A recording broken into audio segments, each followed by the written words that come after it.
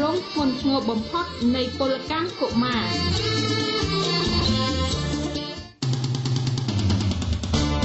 នាទីនេះមានធ្វើការផ្សាយជូនជារៀងរាល់ថ្ងៃពុធវេលាម៉ោង3រហូតដល់ម៉ោង4រសៀលនៅក្នុងការផ្សាយរបស់វិទ្យុមាតុភូមិយើង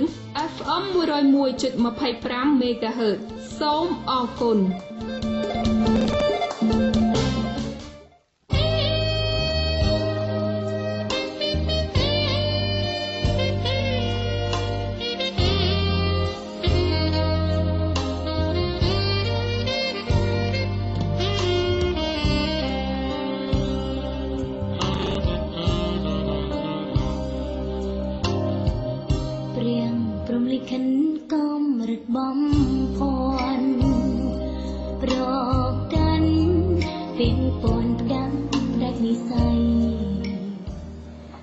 សូមគ្រប់នឹងជម្រាបសួរទៅដល់លោកលោកស្រីនាងកញ្ញាប្រិមត្តដែលកំពុងតាមដានស្ដាប់នៅវិទ្យុមិត្តភូមិយើង FM 101.25 ជាទីគោរពចាស់ហើយក៏សូមជម្រាបសួរទៅដល់ទស្សនិកជនដែលកំពុងតែទស្សនាតាមរយៈ TV online នៅគេហទំព័រ www.khnews.net ផងដែរចាខណៈពេលនេះនេតិស្វែងយល់ពីទម្រង់ធ្ងន់ធ្ងរនៃពលកម្មកុមារបានវិលមកជួបលោកលោកស្រីនាងកញ្ញាទៅតាមពេលវេលាដែលបានកំណត់ចារៀងរាល់ថ្ងៃពុធវេលាម៉ោង3ដល់ម៉ោង4តែងតែបានជួបជាមួយនឹងខ្ញុំមាសមរកតចានៅក្នុងនេតិស្វែងយល់អំពីពលកម្មកុមារនេះចាហើយនៅក្នុងថ្ងៃនេះគឺយើងមានការផ្ដល់កិត្តិយសពីលោកថេងឆវិរិទ្ធចាលោកជាមន្ត្រីកម្មវិធីថ្នាក់ជាតិអង្គការពលកម្មអន្តរជាតិនិងជាកម្មវិធីអង្គការជាតិការលុបបំបាត់ពលកម្មកុមារផងដែរចាស់ហើយនៅក្នុងប្រធានបទរបស់យើងនៅក្នុងថ្ងៃនេះបានលើកយកប្រធានបទមួយគឺភាពប្រឈមពលកម្មកុមារនៅក្នុងគ្រួសារមានអំពើហិង្សាយើងចង់ដឹងថាតើអំពើហិង្សានៅក្នុងគ្រួសារនោះតើមានផលប៉ះពាល់ទៅដល់កុមារដែរឬទេហើយអំពើហិង្សានោះអាចធ្វើឲ្យមានពលកម្មកុមារដែរឬទេដូចនេះថ្ងៃនេះក៏ដូចជាគណៈនេះចាយើងមានការផ្ដល់កិត្តិយសពីលោកថេងឆវិរិទ្ធចាលោកមកពីអង្គការពលកម្មអន្តរជាតិចាហើយលោកនឹងបង្ហាញអំពីថាអ្វីដែលជាផលប៉ះពាល់និងភាពប្រឈមរបស់ពលកម្មកុមារដែលនៅក្នុងគ្រួសារមួយដែលមានអំពើហិង្សាចាស់ហើយនៅក្នុងគណៈនេះដែរប្រិមិត្តអាចចង់ចូលរួមក្នុងកម្មវិធីយើងខ្ញុំចាស់អាចទំនាក់ទំនងមកកម្មវិធីយើងខ្ញុំតាមលេខទូរស័ព្ទពីប្រព័ន្ធគឺមាន011 54 22និង43ប្រព័ន្ធទី2គឺ012 72 83និង42ចា៎លោកអ្នកគ្រាន់តែទំនាក់ទំនងមកកម្មវិធីយើងខ្ញុំប្រាប់ពីគោលបំណងនៅក្នុងការចូលរួមសហការីវិទ្យុមាតុភូមិយើងនឹងធ្វើការទំនាក់ទំនងទៅលោកអ្នកវិញចា៎ចា៎ហើយឥឡូវនេះវាគ្មិនកិត្តិយសយើងបានមកដល់បន្ទប់ផ្សាយហើយយើងក៏សូមអនុញ្ញាតស្វាគមន៍ជំរាបសួរលោកចា៎សូមជំរាបសួរចា៎ចាយើងឃើញថាអ្វីដែលជាការណែនាំរបស់ខ្ញុំមុននេះចាជំរាបអំពីឈ្មោះរបស់លោកហើយនឹងតួនាទីរបស់លោកហើយប៉ុន្តែដើម្បីឲ្យមានការជាក់ច្បាស់ចាដើម្បីឲ្យប្រិមត្តយើងបានស្គាល់កាន់បន្ថែមទៀតចាអញ្ចឹងសូមអនុញ្ញាតជំរាបពីឈ្មោះក៏ដូចជាស្ថាប័នហើយក៏ដូចជាការស្វាគមន៍ទៅដល់ប្រិមត្តយើងដែលកំពុងស្ដាប់វិទ្យុមិត្តភូមិក៏ដូចជាកំពុងតែទស្សនាតាមរយៈ TV online នៃរបស់វិទ្យុមិត្តភូមិយើងផងដែរចាបាទសូមជម្រាបសួរលោកស្រីមាសមរកតដែលបានសម្របសម្រួលកម្មវិធីនេះហើយជាបឋមអនុញ្ញាតឲ្យខ្ញុំសូមថ្លែងអំណរគុណចំពោះវិទ្យុមាតុភូមិយើងដែលបានអញ្ជើញខ្ញុំបាទចូលរួមនៅក្នុងកម្មវិធីស្វែងយល់ពីពលកម្មកុមារហើយខ្ញុំសូមណែនាំខ្លួនខ្ញុំគឺខ្ញុំបាទឈ្មោះថេងឆវិរិទ្ធខ្ញុំជាមន្ត្រីសម្របសម្រួលកម្មវិធីថ្នាក់ជាតិនៃពលកម្មនៃ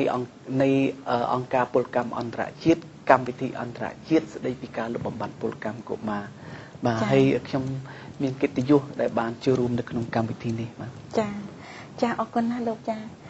លោកលោកស្រីនាងកញ្ញាប្រិមត្តដែលកំពុងតាមដានស្ដាប់នៅវិទ្យុមិត្តភូមិយើង FM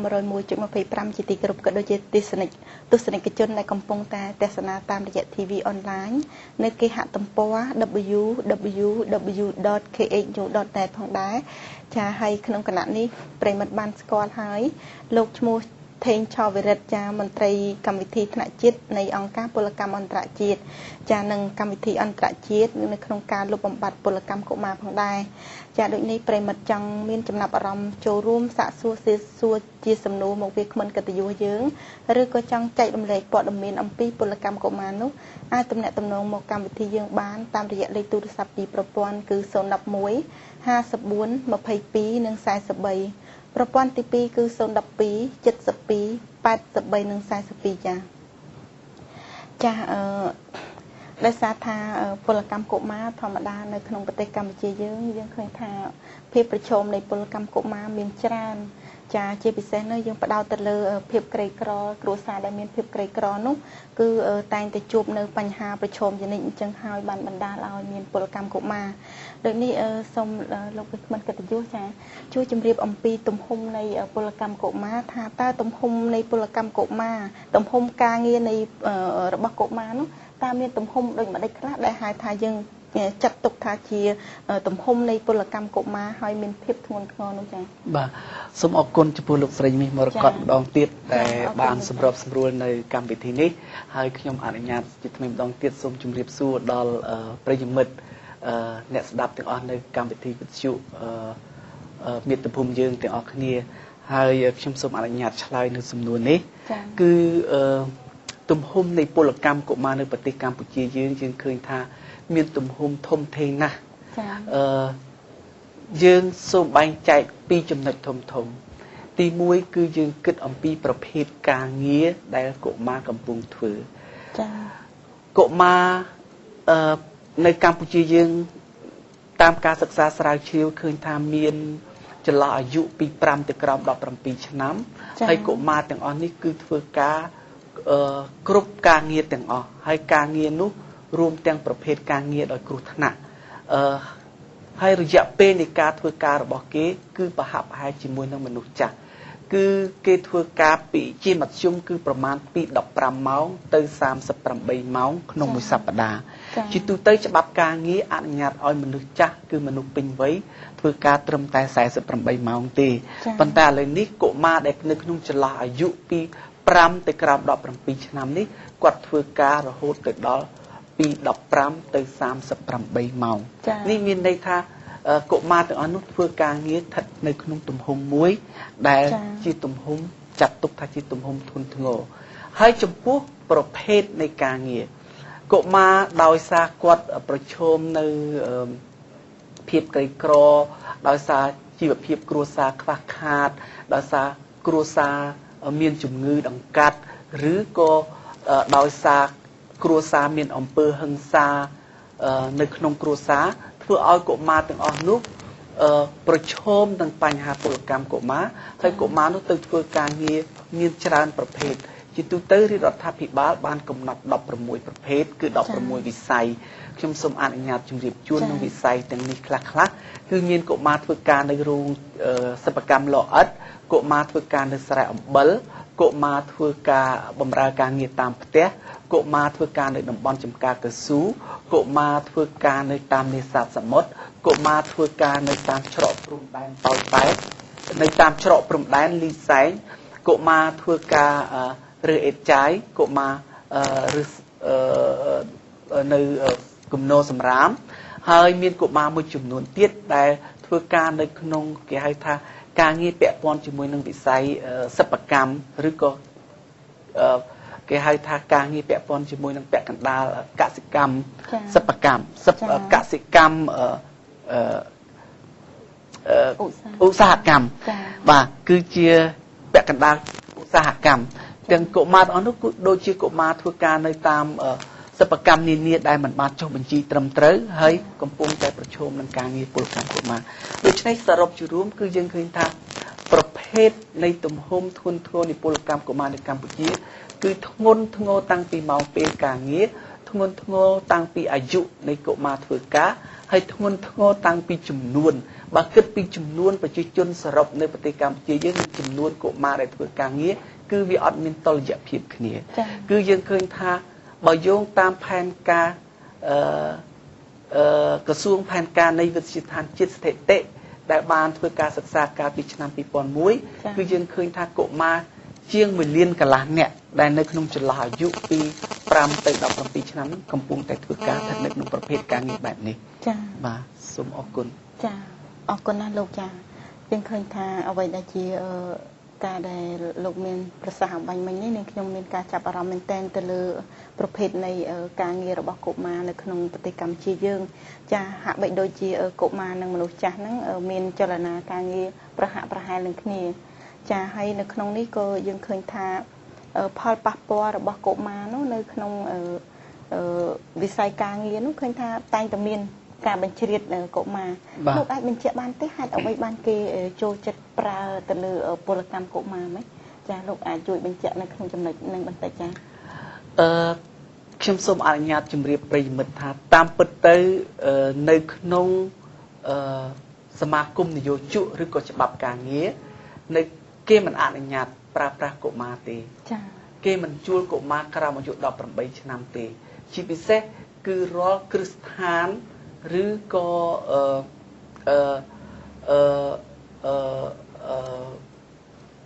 អ្នករកស៊ីផ្សេងដែលគាត់មានចុះបញ្ជីការត្រឹមត្រូវគឺគាត់មិនជួលក្មេងទេពីព្រោះការប្រើប្រាស់ក្មេងគឺរំលោភទៅលើសិទ្ធិកុមាររំលោភទៅលើច្បាប់ការងារហើយការប្រើប្រាស់ក្មេងក៏វាជះទៅលើផលប៉ះពាល់នៅផលិតផលរបស់គាត់អញ្ចឹងគាត់មិនជួលទេជាពិសេសឧទាហរណ៍ដូចជាសមាគមនយោជកផលិតអំបិលនៅខេត្តកំពតកែបឬក៏ថៃកែចំការកស៊ូនៅខេត្តកំពង់ចាមយើងបានទៅជួបគាត់គឺគាត់មិនជួលក្មេងទេប៉ុន្តែដោយសារឪពុកម្ដាយមានជីវភាពក្រីក្រឬក៏ឪពុកម្ដាយមានអំពើហិង្សាលែងលះគ្នាឬក៏បោះបង់កុមារនឹងដោយគ្នាគ្មានទីពឹងដូច្នេះកុមារទាំងអស់នោះក៏ទៅសុំថៃកែទៅធ្វើការដើម្បីរស់ចាអញ្ចឹងនេះយើងអត់និយាយផ្លូវច្បាប់ទេយើងនិយាយមកផ្លូវមនោសញ្ចេតនាវិញអញ្ចឹងថៃកែក៏មានសេចក្តីអាណិតនិងមនោសញ្ចេតនាអនុញ្ញាតឲ្យក្មេងនឹងធ្វើការចាដើម្បីឲ្យគ្នាទី1ដើម្បីបានប្រាក់កម្រៃទី2ដើម្បីឲ្យកុមារនោះបានរៀននឹងជំនាញផងដែរក្នុងការធ្វើការងារដើម្បីឲ្យគាត់មានភាពប៉ិនប្រសប់នៅពេលដែលគាត់ចម្រើនវ័យប៉ុន្តែផ្ទុយទៅវិញកុមារប្រភេទនេះគឺតែងតែប្រឈមនឹងភាពផ្លូវច្បាប់ដោយសារគាត់មិនទាន់គ្រប់អាយុក្នុងការបំពេញធ្វើការងារអញ្ចឹងហើយយើងតែងតែគម្រោងកម្មវិធីរបស់យើងតែងតែធ្វើការដកហូតគាត់ហើយព្យាយាមធ្វើយ៉ាងម៉េចឲ្យគាត់ទៅទទួលការសិក្សាអប់រំជាមូលដ្ឋាន9ឆ្នាំឬក៏ឲ្យគាត់ទៅទទួលនៅជំនាញបណ្ដុះបណ្ដាលវិជ្ជាជីវៈផ្សេងដោយគម្រោងកម្មវិធីរបស់យើងគឺមានថវិកាសមល្មមក្នុងការបណ្ដុះបណ្ដាលជំនាញទៅដល់កុមារទាំងអស់នោះហើយយើងឃើញថាមានកុមារជាច្រើនបាននៅកំពុងរៀនជំនាញដូចជាជួសជុលម៉ូតូជួសជុលម៉ាស៊ីនត្រជាក់ចំពោះកុមារាចំពោះកុមារីគាត់រៀនកាត់សក់ឬក៏គាត់រៀនតែងការដែលជាជំនាញមួយកំពុងពេញនិយមនៅប្រទេសកម្ពុជាយើងហើយឥឡូវកុមារមួយចំនួនគឺគាត់អាចមានលទ្ធភាពក្នុងការយកជំនាញរបស់គាត់នោះទៅបើកមុខរបរនឹងបានប្រាក់ចំណូលគួរជាទីសមរម្យរបស់គាត់ហើយយើងមានបទពិសោធន៍ល្អនៅក្នុងរឿងនេះជាមួយនឹងកុមារនៅបណ្ដាខេត្តក្រុងមួយចំនួនដែលយើងកំពុងធ្វើការបាទចាអូវិសេសវិសាលមែនទែនមានន័យថាអង្គការ ILO ចាអង្គការពលកម្មអន្តរជាតិមានការផ្ដល់វគ្គបណ្ដុះបណ្ដាលទៅដល់កុមារដែលរងគ្រោះហ្នឹងហើយទៅលើជំនាញក៏ដូចជាដូចថាអាជីវកម្មរបស់គាត់អាចគាត់រកប្រាក់ចំណូលបានចាល្អមែនទែនចានៅក្នុងគណៈនេះនាងខ្ញុំក៏សូមអនុញ្ញាតជម្រាបទៅដល់ប្រិយមិត្តផងដែរចាបើសិនជាមានចំណាប់អារម្មណ៍ចង់សាកសួរសំណួរមកវាគ្មិនកិត្តិយសរបស់យើងចាគឺមានលេខទូរស័ព្ទពីប្រព័ន្ធគឺ011 54 22និង43ប្រព័ន្ធទី2គឺ012 72 83និង42ចាហើយចំណុចដែលនាងខ្ញុំចាប់អារម្មណ៍អំបញ្ញមិញនេះឃើញថាលោកមានប្រសាសន៍ថាធម្មតាទេនៅក្នុងសហគ្រាសនីមួយៗពេលណាដែលសហគ្រាសដែលមានការគោរពច្បាប់មានចុះបញ្ជីការត្រឹមត្រូវគឺมันគាត់មិនជួលទេចំពោះកុមារព្រោះវាអាចនឹងមានការរំលោភច្បាប់ចានៅក្នុងគណៈនេះនាងខ្ញុំមានចម្ងល់ទៀតណាចាថាតើតើទៅនឹងពលកម្មកុមារហេតុអីយើងមើលឃើញថាកុមារខ្លះក៏មានការចំណាក់ស្រុកចេញពីផ្ទះដែរ តាលោកអាចជម្រាបបានទេថាពលកម្មកុមារនឹងងាយនឹងកើតនៅពេលណាហើយនៅនឹងកន្លែងណាខ្លះដែលងាយនឹងកើតឲ្យមានពលកម្មកុមារនេះចា៎សូមអរគុណណាតកតងនឹងបញ្ហាពលកម្មកុមារធ្វើការចំណាក់ស្រុកហើយខ្ញុំសូមបញ្ជាក់ថាដោយដែលខ្ញុំបានជម្រាបពីខាងដើមគឺកត្តាដែលធ្វើឲ្យប៉ះពាល់ដល់ពលកម្មកុមារមានច្រើនខ្ញុំសូមរៀបរាប់កត្តាសំខាន់គឺយើងដឹងហើយទី1គឺភាពក្រីក្រចាក្រីក្រគឺជាកត្តាមួយបណ្ដាលឲ្យកុមារទៅធ្វើការងារបន្ទាប់ពីគេធ្វើការងារហើយគេអត់គិតពីការងារនោះថាតើជាការងារប៉ះពាល់ទៅដល់រាងកាយបញ្ញាស្មារតីឬគ្រោះថ្នាក់យ៉ាងម៉េចគេអត់គិតទេសំខាន់គេគិតធ្វើម៉េចឲ្យបានការងារធ្វើបានកម្រៃប្រចាំថ្ងៃនិងបានរស់ប្រចាំថ្ងៃគឺដោយសារភាពក្រីក្រទី2គឺដោយសារបញ្ហាសុខភាពនៅក្នុងគ្រួសារបើសិនជាមានមេគ្រួសារណាមួយដែលមានសុខភាពទ្រុឌទ្រោមឬក៏គាត់ឈឺស្កាត់ដែលមិនអាចរកប្រាក់ចំណូលប្រចាំគ្រួសារបានគឺគាត់តែងតែឲ្យកុមារនឹងទៅធ្វើការដើម្បីរកប្រាក់ចំណូលឬកុមារខ្លួនឯងនឹងស្ម័គ្រចិត្តទៅធ្វើការងារដើម្បីរកប្រាក់ចំណូលជួយគ្រួសារទី3យើងឃើញថាការគេហៅថាសម្ភារៈនិយមរបស់ប្រជាជនយើងដែលក៏អត់យល់អ្នកខ្លះមិនជាក្រទេគាត់មានជីវភាពសមរម្យគាត់អាចផ្ដល់លទ្ធភាពឲ្យកូនគាត់បានទៅសាលារៀនគ្រប់គ្រាន់ប៉ុន្តែគាត់មានទស្សនៈមួយគឺថាគាត់ភ័យខ្លាចនឹងភាពក្រីក្រដោយសារគាត់ខ្លាចនឹងភាពក្រីក្រពីព្រោះគាត់អត់ដឹងថាតើថ្ងៃស្អែកឬខាងស្អែកជីវភាពគ្រួសារគាត់នឹងខ្លាចទៅជាយ៉ាងណាអញ្ចឹងគាត់ក៏ឲ្យកូនគាត់ទៅធ្វើការដើម្បីបានប្រាក់កម្រៃបន្ថែមហើយដោយអត់គិតថាការងារនោះប៉ះពាល់ទៅដល់រាងកាយបញ្ញាស្មារតីឬគ្រោះថ្នាក់ដល់អាយុជីវិតទេហ្នឹងក៏ជាកត្តាមួយកត្តាមួយទៀតគឺយើងអាចនិយាយបានថាដោយសារបញ្ហាធម្មជាតិដូចជាបញ្ហាគ្រោះរាំងស្ងួតឬក៏បញ្ហាទឹកជំនន់ដែលប៉ះពាល់ទៅដល់គ្រួសារគាត់ទៅគាត់កាលណាតែមានភាពរាំងស្ងួតច្រើនគាត់អត់មានការផលិតផលស្រូវដំណាំរបស់គាត់អត់បានទទួលផលត្រឹមត្រូវអត់គ្រប់គ្រាន់ក្នុងប្រចាំគ្រួសារគាត់ក៏អាចឲ្យកូនគាត់ទៅធ្វើការងារពលកម្មដែរអញ្ចឹងកត្តាដែលបណ្ដាលឲ្យមានពលកម្មកុមារមានច្រើនណាស់អញ្ចឹងហើយបានធ្វើឲ្យកុមារមួយចំនួនធ្វើចំណាក់ស្រុកហើយប្រភេទនៃការងារដែលធ្វើទៅចំណាក់ស្រុកយើងឃើញហើយថាសប្តាហ៍ថ្ងៃនេះមានទីតាំងជាច្រើនដែលបាននឹងកំពុងទទួលយកក្មេងធ្វើការជាពិសេសគឺនៅតាមទីជនបទធំជាក់ស្ដែងខ្ញុំលើកឧទាហរណ៍ដូចជានៅទីក្រុងភ្នំពេញគឺជាកន្លែងមួយដែលគេហៅថាកន្លែងទទួលយកកុមារទាំងអស់នោះមកធ្វើការគឺមានកុមារធ្វើការងារបម្រើការងារតាមផ្ទះកុមារធ្វើការសុំទានកុមាររើសអេតចាយកុមារលក់កាសែតតាមចិញ្ចើមថ្នល់កុមារលក់ផ្កាតាមចិញ្ចើមថ្នល់ទាំងអស់នេះតាមការសិក្សាស្រាវជ្រាវរបស់យើងគឺសុទ្ធតែជាកុមារដែលធ្វើការចំណាក់ស្រុកមកពីបណ្ដាខេត្តផ្សេងចាមួយទៀតនៅទីប្រជុំជនបណ្ដាខេត្តធំមួយចំនួនដូចជានៅតាមច្រកព្រំដែនប៉ោយប៉ែតខេត្តបន្ទាយមានជ័យគឺភាគច្រើនដែលយើងឃើញកុមារធ្វើការអូរទេសនៅតាមច្រកព្រំដែននេះសឹងតែ 99% គឺសុទ្ធតែជាកុមារដែលមកពីខេត្តនានាហើយឪពុកម្ដាយបានផ្លាស់ទីលំនៅទៅខេត្តបន្ទាយមានជ័យទៅនៅតាមច្រកព្រំដែនប៉ោយប៉ែតឲ្យធ្វើការស៊ីឈ្នួលលីសែងអីវ៉ាន់ពីច្រកព្រំដែនពីបណ្ដាប្រទេសទៅពីខាងប្រទេសថៃមកប្រទេសកម្ពុជាពីខាងប្រទេសកម្ពុជាទៅប្រទេសថៃហើយកុមារទាំងអស់នោះគឺបោះបង់ចោលការសិក្សា 100% ដោយសារគាត់ចំណាក់ស្រុកហើយការងាររបស់គាត់គឺប៉ះពាល់ទៅដល់សុខភាពដោយសារទំនិញដែលគាត់អូសឬក៏សាយនឹងគឺមានភាពទំហំធំមានទម្ងន់ធ្ងន់ជាងនៅអ្វីដែលកម្លាំងកាយរបស់គាត់អាចគ្រប់គ្រងឬក៏ទទួលយកលីសែងនៅទម្ងន់នឹងបានប៉ុន្តែដើម្បីលុយគាត់អត់គិតទេឧទាហរណ៍ថាទម្ងន់អីវ៉ាន់មួយអាចទៅដល់70គីឡូ80គីឡូក្នុងបាល់មួយឬក្នុងអាទិសមួយរហូតទៅដល់ជាង100គីឡូឬក៏200គីឡូឬក៏300គីឡូតែគាត់អត់គិតទេតែគាត់ប្រឹងអូសយកកម្លាំងហ្នឹងយូរទៅបណ្ដាលឲ្យក្មេងហ្នឹងខ្លាយទៅជាក្រិន ប៉ះពាល់ដល់សុខភាពរបស់គាត់គឺគាត់ក្រិនគាត់អត់អាចលូតលាស់ទៅបានហើយនៅថ្ងៃណាមួយគាត់នឹងបាក់កម្លាំងនៅពេលដែលបាក់កម្លាំងថវិកាដែលគាត់រកបានទាំងប្រមាណគឺអត់អាចព្យាបាលជាមួយនឹងជំងឺដែលគាត់ទទួលនឹងទេនឹងហើយសិតតែជាទំហំ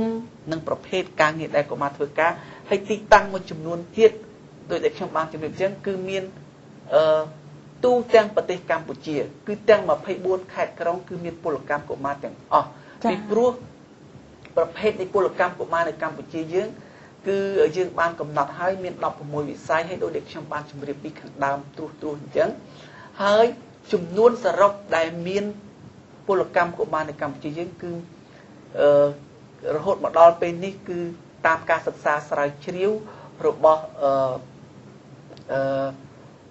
កម្មវិធីស្វែងយល់អំពីពលកម្មកុមារដែលមានទីស្នាក់ការនៅទីក្រុងរ៉ូមប្រទេសអ៊ីតាលីសហការជាមួយនឹងអង្គការ UNICEF World Bank ហើយនិង ILO IPEC យើងឃើញថាមានកុមារជាង 300,000 នាក់ដែលស្ថិតនៅក្នុងចន្លោះអាយុពី5ទៅ17ឆ្នាំនៅប្រទេសកម្ពុជាហ្នឹងគឺប្រឈមនឹងទម្រង់ទន់ធ្ងរបំផុតនៃពលកម្មកុមារចា៎ហើយនៅក្នុងការសិក្សាស្រាវជ្រាវនេះក៏គេបានរកតម្លៃប៉ាន់ប្រមាណថាតើដើម្បីលុបបំបាត់ឲ្យអស់នៃពលកម្មកុមារចំនួនជាង 300,000 នាក់នេះថាតើរាជរដ្ឋាភិបាលកម្ពុជាត្រូវការថវិកាបន្ថែមប៉ុន្មានការសិក្សាស្រាវជ្រាវនេះបានបញ្ជាក់ថាគឺយើងត្រូវការថវិកាប្រមាណជាង$100 លានដើម្បីលុបបំបាត់ពលកម្មកុមារនៅកម្ពុជាឲ្យអស់ចំនួនជាង 300,000 នាក់នេះហើយក៏យើងបានកំណត់គោលដៅថានឹងលុបបំបាត់ឲ្យអស់គឺនៅឆ្នាំ2016ហើយរដ្ឋាភិបាលកម្ពុជាដែលសហការជាមួយនឹងអង្គការ ILO IPEC បាននឹងកំពុង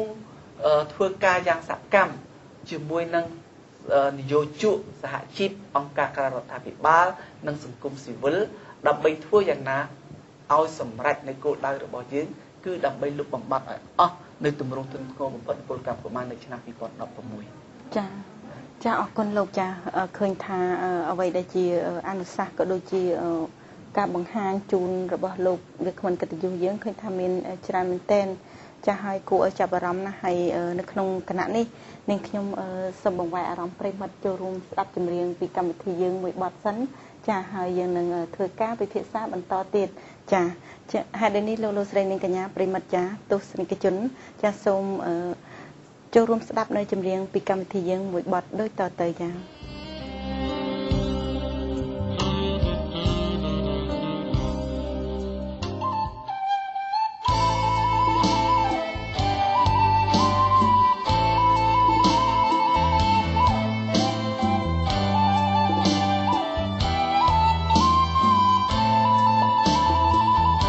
ប់យន់ស្ងាត់ឈឹង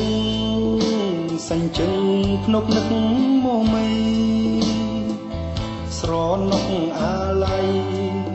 ដល់ដីស្រុកស្រែចំការនឹកពុកនឹកម៉ែ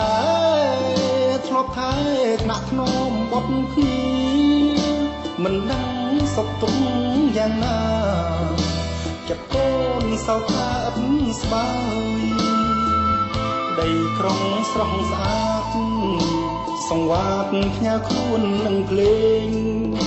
ជាយាមច្រៀងលក់សំឡេងការងារកូនរកបានហើយស្អែកនេះទៅស្រុក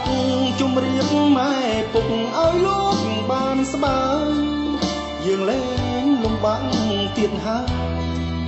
ម៉ែអើយពុកអើយឈប់ភ័យលោកស្ដាប់ភ្លេងពុកតែងបែកបត់ស្រុកស្រែធ្លាប់គេងកោយលើភ្លៅម៉ែបំពេកូនរាល់រាត្រីឥឡូវកូនធំដោយគុណទឹកដោះម៉ែថ្លៃសូមលោកទាំងពីរកុំភ័យកូនសុំធានារក្សាពុកអើយម៉ែអើយបទនេះកូនច្រៀងជូនស្ដាប់បទភ្លេងទំនុកសាស័ព្ទស្ដែងពីទឹកចិត្តស្នេហាជាអ្នកចម្រៀង ខំច្រៀងគូនឹងហ្គីតារកប្រាក់ជួយជ្រងគ្រួសារជួយពុកជួយម៉ែឲ្យស្បាយ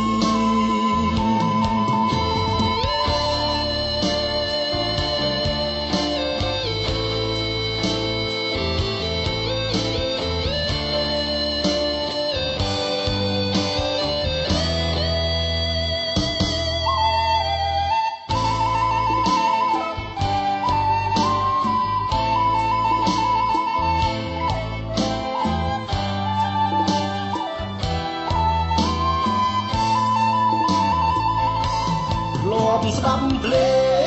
ងពុកតែងបែបបំស្រុកស្រែ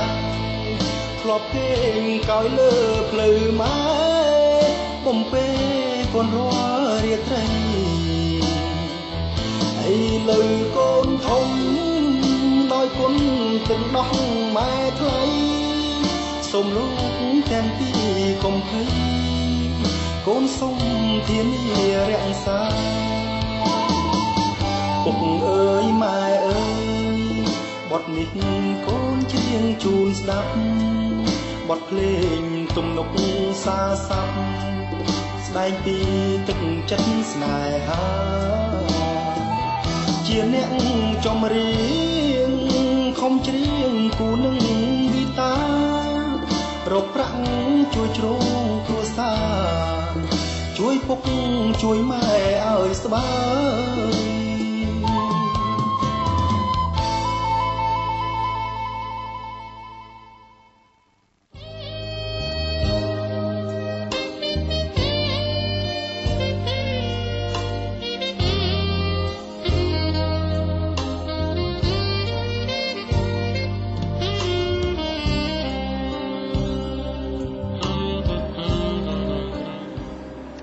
ចាលោកលោកស្រីនាងកញ្ញាប្រិមត្តដែលកំពុងតាមដានស្ដាប់នៅវិទ្យុមិត្តភូមិយើង FM 101.25 ជាទីគោរពចាឃើញថាចម្រៀងមួយបទបានកន្លងផុតពីអារម្មណ៍របស់ប្រិមត្តយើងទៅហើយចាហើយយើងកិច្ចវិភាសារបស់យើងនៅក្នុងថ្ងៃនេះយើងនឹងធ្វើការបន្តទៅទៀតចាហើយប្រធានបទរបស់យើងនោះគឺភាពប្រឈមពលកម្មកុមារនៅក្នុងគ្រួសារមានអំពើហិង្សា ចាមុននេះឃើញថាវាគ្មិនកិត្តិយសរបស់យើងក៏បានជម្រាបអំពីភាពក្រីក្រដែលបណ្ដាលឲ្យមានពលកម្មកុមារនោះហើយជាពិសេសនោះគឺថាគ្រួសារដែលមានឪពុកម្ដាយមានជំងឺឈឺស្កាត់មិនអាចទៅរកប្រាក់ចំណូលបានអញ្ចឹងគឺជាកាតព្វកិច្ចរបស់កុមារខ្លួនឯងចាដើម្បីធ្វើយ៉ាងណាដើម្បីជួយគ្រួសារនោះហើយមួយទៀតនោះទៅលើភាពភ័យខ្លាចនៅភាពក្រីក្រអញ្ចឹងចេះតែជំរុញឲ្យកូននោះ ខំទៅធ្វើការទៅដើម្បីរកប្រាក់ចំណូលមកបន្ថែមជួយផ្គត់ផ្គង់មិនបានគាត់មិនបានគិតអំពីផលប៉ះពាល់របស់កុមារនៅពេលដែលថាពេលកុមារមានជំងឺទៅលុយនោះមកព្យាបាលដូចលោកវិក្កាមកិត្តិយសជំរាបបាញ់មិញតែថាលុយដែលរកបានមកព្យាបាលទៅវិញមិនគ្រប់ទេអញ្ចឹងកត្តានេះហើយបើសិនជាឪពុកម្ដាយទាំងអស់បានស្វែងយល់អំពីចំណុចនេះប្រហែលជាយើងនឹងរួមគ្នាកាត់បន្ថយនៅពលកម្មកុមារបន្តិចម្ដងចា អញ្ចឹងនៅក្នុងចំណុចនេះដែរនាងខ្ញុំក៏សូមអនុញ្ញាតជំរាបសួរទៅលោកវិក្កាមកិត្តិយសផងដែរអំពីចំណុចដែលតកតងនឹងកុមារដែលមានដែលរស់នៅក្នុងគ្រួសារមួយដែលមានអំពើហិង្សាចាធម្មតាអំពើហិង្សាតែងតែកើតដែរដោយសារតែក្រុមគ្រួសារមួយហ្នឹងប្រកាន់នៅគោលជំហរមួយមានអ្នកចាមានអ្នករៀងខ្លួនទទួលយកភាពថាភាពខ្លាំងរៀងខ្លួនចាគឺខ្លួនឯងខ្លាំងទាំងអស់គ្នាគឺគ្មានអ្នកណាចាញ់នេះហើយដែលធ្វើឲ្យមានអំពើហិង្សាដោយមិនបានគិតអំពីការអត់ឱនអធ្យាស្រ័យគ្នាអញ្ចឹងនាងខ្ញុំសូមជម្រាបសួរទៅលោកវិក្កាមកិត្តិយសថាតើអំពើហិង្សាដែលកើតមានចំពោះឪពុកម្ដាយតើមានអាចមានជាផលប៉ះពាល់ទៅដល់កុមារហ្នឹងអាចប្រែក្លាយទៅជាកុមារហ្នឹងក្លាយជាអាចទៅរកឈានទៅដល់ដំណាក់កាលមួយដែលមានពលកម្មកុមារណាចាដែរឬទេលោកចាសូមលោកជួយបញ្ជាក់នៅក្នុងចំណុចនេះខ្ញុំសូមបញ្ជាក់ថាវាជាការពិតគឺនៅក្នុងគ្រួសារមួយបើសិនជាមានអំពើហិង្សានៅក្នុងគ្រួសារគឺបើមិនមានការឯកភាពគ្នារួមរស់ជាមួយគ្នាទេគឺតែងតែលែងលះគ្នាចាបើឈានដល់ដំណាក់កាលលែងលះគ្នាគឺតែងតែប៉ះពាល់ទៅដល់អារម្មណ៍កុមារចាហើយទី2ទៀតតែងតែ ប៉ះពាល់ទៅដល់ការបាត់បង់នៅការបែងចែកសម្ភារៈទ្រព្យសម្បត្តិហើយការណាបែងចែកទ្រព្យសម្បត្តិហើយបើសិនជាគ្រួសារដែលក្រីក្រផងនោះគឺគាត់ត្រូវតែទៅដោយស្វ័យយ័តតែម្ដងគឺថាគាត់អត់មានប្រាក់ចំណូលហើយគាត់ត្រូវឲ្យកុមារទៅធ្វើការដើម្បីប្រាក់ចំណូលខ្ញុំលើកករណីមួយនៅខេត្តកែបគឺដោយសារគាត់ជីវភាពគាត់ក្រីក្រហើយគាត់គ្មានប្រាក់ចំណូលប្រចាំគ្រួសារត្រឹមត្រូវហើយគាត់ក៏លេងលះគ្នាហើយការដែលលេងលះគ្នាគឺមានកូនរហូតដល់7នាក់ហើយកូនច្បងអាយុ14ឆ្នាំហើយគាត់កូនច្បងត្រូវទទួលបន្ទុកការងារដើម្បីជួយរកប្រាក់ចំណូលប្រចាំគ្រួសារនេះហើយបានបញ្ជាក់ឲ្យឃើញថាការដែលកើតមានអំពើហិង្សានៅក្នុងគ្រួសារគឺភាគច្រើនគឺបណ្ដាលឲ្យមានផលប៉ះពាល់ជាច្រើនទៅដល់គ្រួសារនិងកុមារដល់ការសិក្សាអប់រំរហូតទៅដល់ឲ្យคล้ายទៅជាពលកម្មកុមារអញ្ចឹងសរុបជារួមខ្ញុំសូមបញ្ជាក់ថាអំពើហិង្សានៅក្នុងគ្រួសារ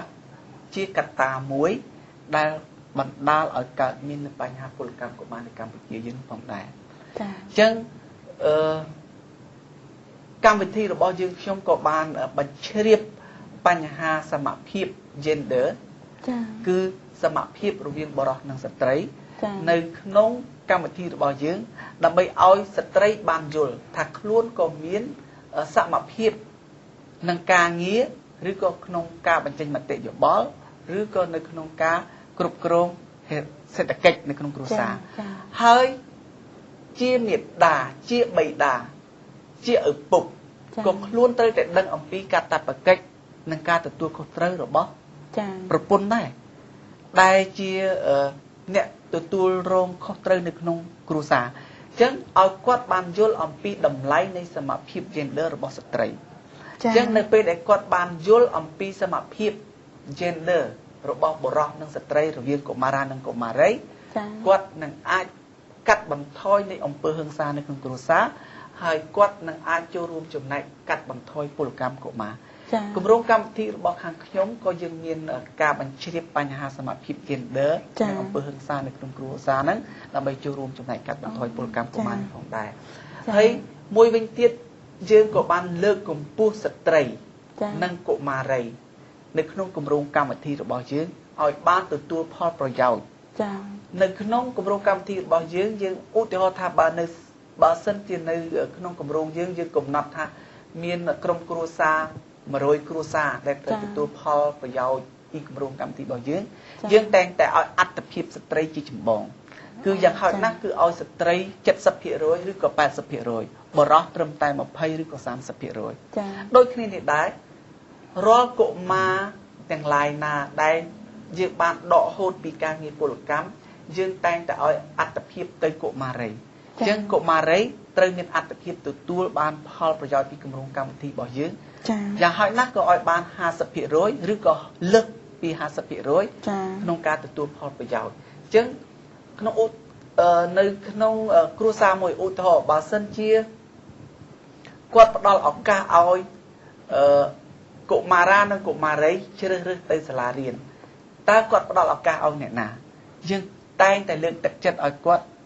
ផ្ដល់ឱកាសឲ្យកុមារី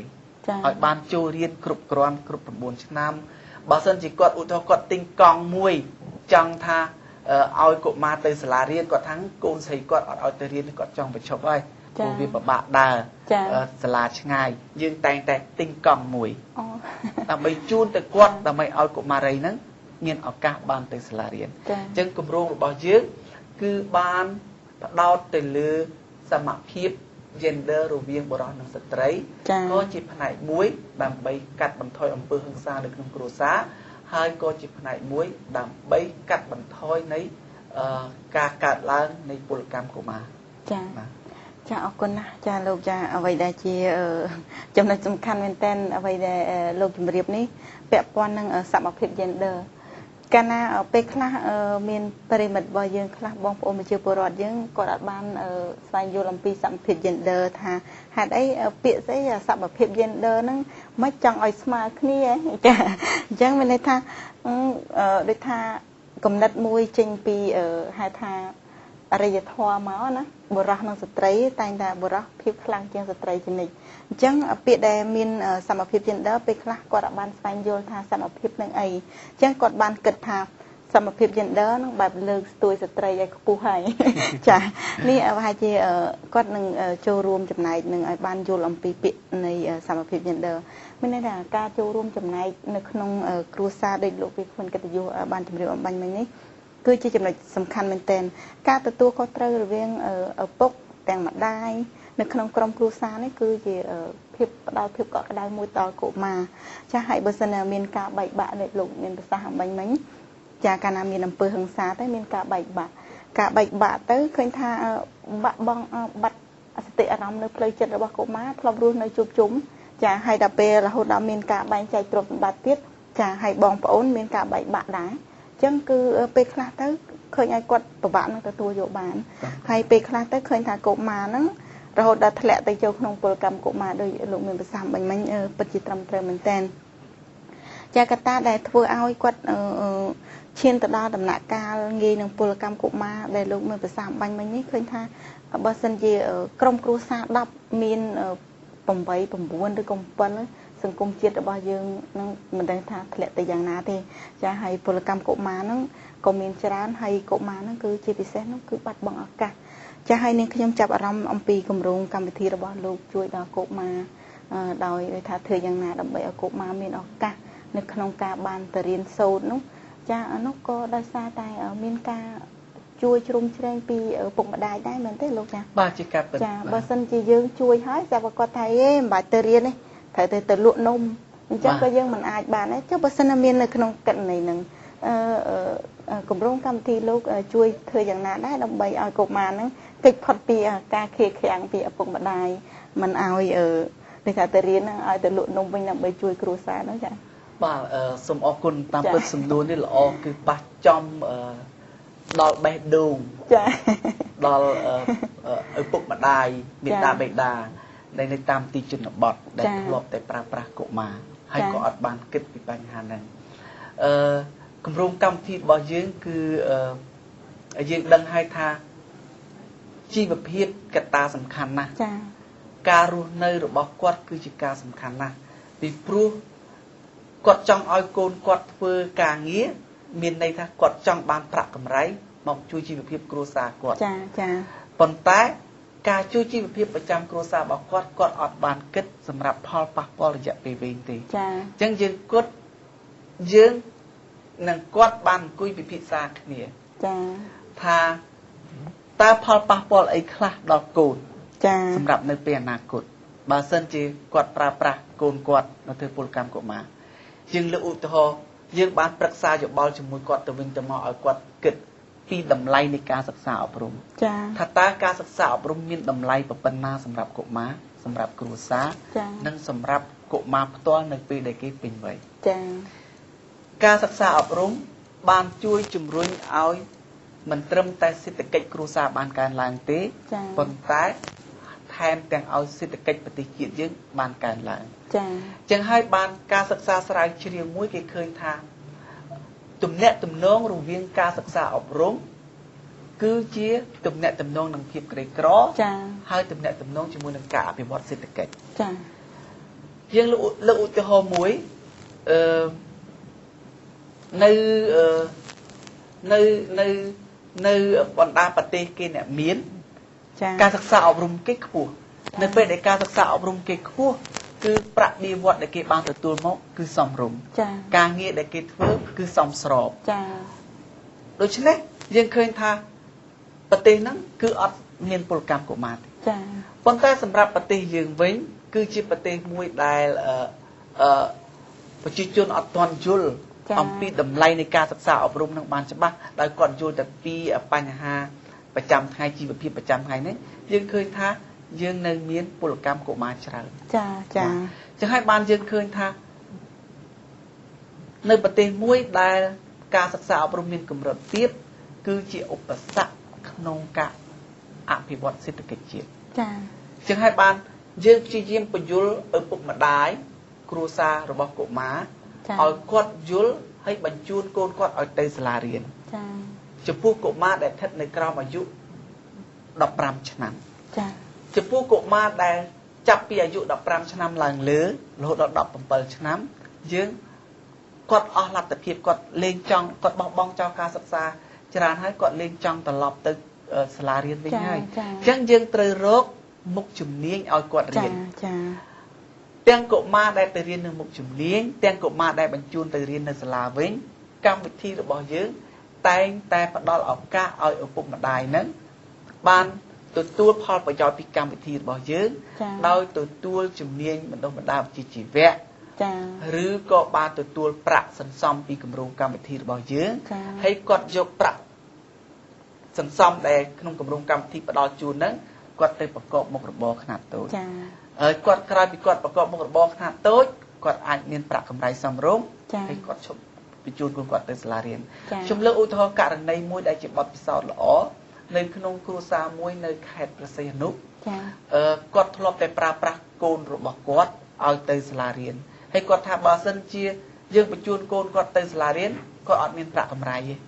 ប៉ុន្តែក្រោយពីយើងបានធ្វើការផ្សព្វផ្សាយនិងបញ្ជូលឲ្យគាត់បានយល់ជ្រាបជ្រាបទៅ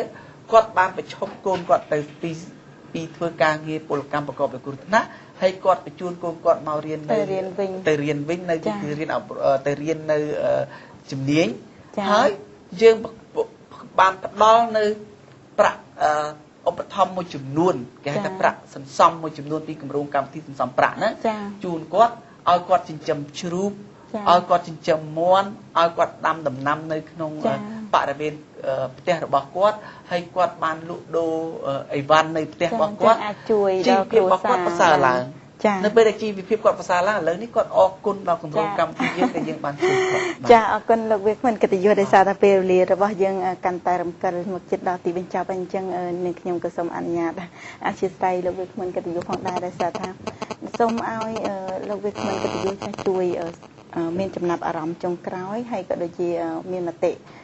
ដើម្បីផ្ដាំផ្ញើទៅដល់ប្រិយមិត្តយើងក៏ដូចជាប្រជាពលរដ្ឋយើងទូទាំងប្រទេសជាណាចក្រកម្ពុជាផងដែរចា៎បាទសូមអរគុណណាស់ចំពោះលោកស្រីមាសមរកតដែលបានសម្របសម្រួលនៅកម្មវិធីនេះហើយជាចុងក្រោយនេះខ្ញុំជាថ្មីម្ដងទៀតសូមថ្លែងអំណរគុណចំពោះវិទ្យុមាតុភូមិយើងដែលបានបង្កើតកម្មវិធីដ៏ល្អគឺការស្វែងយល់អំពីពលកម្មកុមារនេះហើយកម្មវិធីនេះខ្ញុំសូមកោតសរសើរពីព្រោះជាកម្មវិធីមួយដែលបានលើកកោះកង្កាយនៅបញ្ហាពលកម្មកុមារនៅប្រទេសកម្ពុជាយើងដើម្បីឲ្យប្រិយមិត្តជាពិសេសគឺពូមីងអ៊ំលោកយាយលោកតានៅតាមទីជនបទដាច់ស្រយាលបានឮបានជ្រាបជ្រាបអំពីផលប៉ះពាល់នៃពលកម្មកុមារចា៎ហើយខ្ញុំសូមផ្ដាំផ្ញើជាចុងក្រោយថារដ្ឋាភិបាលកម្ពុជាក្រោមការដឹកនាំដ៏វាងវៃនិងដោយប្រកបដោយកតេបណ្ឌិតរបស់សម្ដេចអគ្គមហាសេនាបតីតេជោហ៊ុនសែនសម្ដេចតែងតែយកចិត្តទុកដាក់គ្រប់កលៈទេសៈទាំងអស់ទាំងកម្លាំងកាយកម្លាំងចិត្តកម្លាំងប្រាជ្ញាដើម្បីលើកស្ទួយជីវភាពប្រជាជនក៏ដើម្បីចូលរួមចំណែកលុបបំបាត់ពលកម្មកុមារនៅកម្ពុជាហើយរដ្ឋាភិបាលកម្ពុជាដែលមានក្រសួងការងារនិងបណ្ដុះបណ្ដាលវិជ្ជាជីវៈជាសេនាធិការបានផ្ដោតទៅលើការលុបបំបាត់ពលកម្មកុមារជាពិសេសទម្រង់ទន្ទ្រាំផុតពលកម្មកុមារនៅកម្ពុជាឲ្យអស់នៅឆ្នាំ2016มันអាចតែក្រសួងការងារម្នាក់ឯងធ្វើបានទេការដែលទាំងអស់នេះសម្រាប់ទៅបានលុះត្រាតែមានការចូលរួមពីអាជ្ញាធរមូលដ្ឋានដែនដីពីឪពុកម្ដាយលោកគ្រូអ្នកគ្រូអាណាព្យាបាលនិងកុមារខ្លួនឯងដើម្បីធ្វើយ៉ាងណាចូលរួមលុបបំបាត់ពលកម្មកុមារហើយខ្ញុំសង្ឃឹមជឿជាក់ថាប្រទេសកម្ពុជានឹងអាចលុបបំបាត់បាននៅទម្រង់ទន្ទ្រាំផុតពលកម្មកុមារដោយតែមានគោលដៅជាក់លាក់របស់រដ្ឋាភិបាលនៅឆ្នាំ2016ហើយខ្ញុំសង្ឃឹមជឿជាក់ថាប្រទេសកម្ពុជាយើងនឹងមានការអភិវឌ្ឍបើសិនជាយើងគ្មានពលកម្មកុមារបាទសូមអរគុណចាអរគុណណាស់លោកវិក្កាមកិត្តិយសចាឃើញថាលោកមានប្រសាសន៍មានភាពក្បោះក្បាយមែនទែនហើយសំណួររបស់យើងមានច្រើនមែនទែនប៉ុន្តែដោយសារតែពេលវេលារបស់យើង បានឈានមកដល់ទីបញ្ចប់ទៅហើយចាស់ហើយសង្ឃឹមថាលោកវាគ្មិនកិត្តិយសនឹងផ្ដល់នៅកិច្ចពិភាក្សានៅក្នុងឱកាសក្រោយទៀតចាចាស់លោកស្រីនាងកញ្ញាប្រិមិត្តដែលកំពុងតាមដានស្ដាប់នៅវិទ្យុមិត្តភូមិយើង FM